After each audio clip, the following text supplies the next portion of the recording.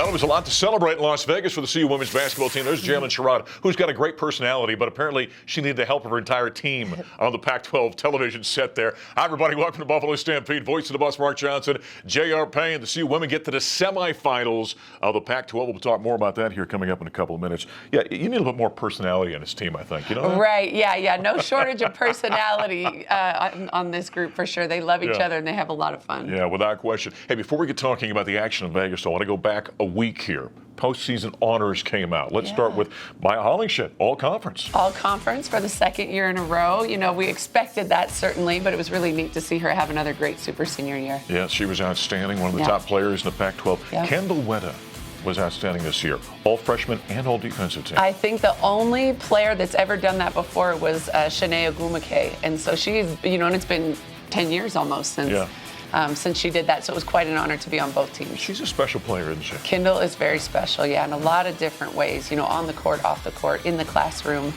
She's everything you could want in a player and a teammate. And lastly, Quay Miller gets the 6th player of the league in the Pac-12. Yeah, Quay Miller is someone who blended in with our team immediately. She came to us as a great Pac-12 player, someone that could start probably on most Pac-12 teams, but she's been very selfless and is happy to come off the bench, really just wants to contribute and have an impact, and she certainly did. Takes a special player of that type then will come in and come off the bench, not be a starter. She's been a great one for you. All right, a nice transition there. She came from Washington. You played Washington first round of the Pac-12. Take us back to that ball game. Well, it was not the prettiest game, and I think most of us knew that it would not be a pretty game. Just lots of emotions, not necessarily pressure, but we played Washington last year. That loss in the first round probably knocked us out of the NCAA tournament. Most of us have felt the weight of that loss, since last March. And so we felt good that the scout was on point. Like, we were ready to play, but it was not a pretty game. But we got the victory. That was the main thing. And you never know. The first round of a tournament, you kind of never know, right? I mean, you kind of expect it to be ugly. The balls were brand new. They had just pumped them up. They were super hard. Nobody could buy a bucket. And just the nerves and the jitters on top of that. Yeah, the Buffaloes, by the way, there was an injury late in that game. We'll talk about that in just a moment, but let's hear from some of the players post-game after the victory over the Huskies. What a smart play by Wetta. Everybody thought she was going up with the mid-range, finds Tutele instead. It's a great relief, but, I'm incredibly proud because it was a team win.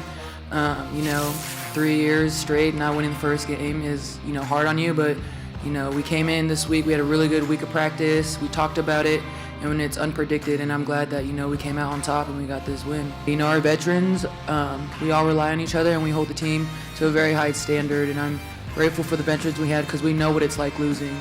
And, we got tired of it and we came together as a team and we're like, we're going to do our game, we're going to play great basketball, we're going to execute on defense, and defense is what got us here. It was great because we were able to get our team going offensively. We were seeing the ball go through the net, and I think that kind of energized everybody.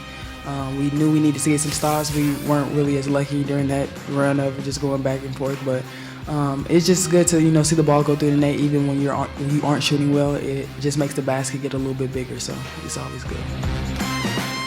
There's some of the Buffs players after the victory in the opening round of the Pac-12 Conference Tournament over the Huskies of Washington. I mentioned late in that game there was an injury. Tamia Sadler got hurt. Yeah. It was a little scary. It was very scary, yeah. Probably the scariest moment of my coaching career to have a player. We didn't really know what the impact was, but she went down and went down really hard.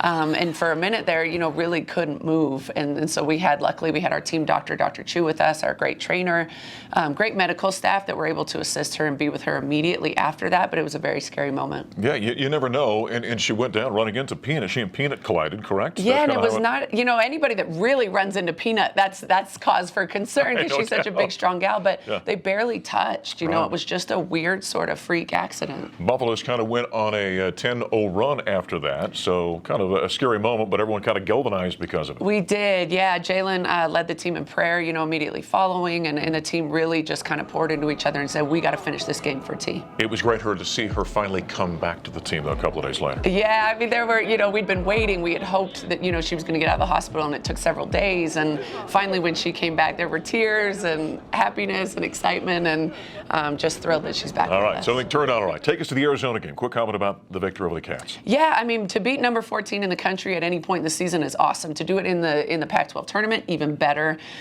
Tremendous defensive effort from both teams. Nobody scored the ball very easily, but we really dug in and held on when we needed to. Yeah, both teams in the 40s in that one. They go on to drop the contest to number 2 in the country, Stanford. And now it's hurry up and wait, because I got to wait for the NCAA selection show coming up this Sunday, because this team, net number 28, in the dance. We know that. It's just where and what the seed's going to be. Congratulations. Thank you. All right, head coach J.R. Payne and the Buffaloes now just wait and see where they're going to be dancing for the NCAA tournament. Coming up next, we're talking with Maya Hollingshed here in the Buffalo Stampede.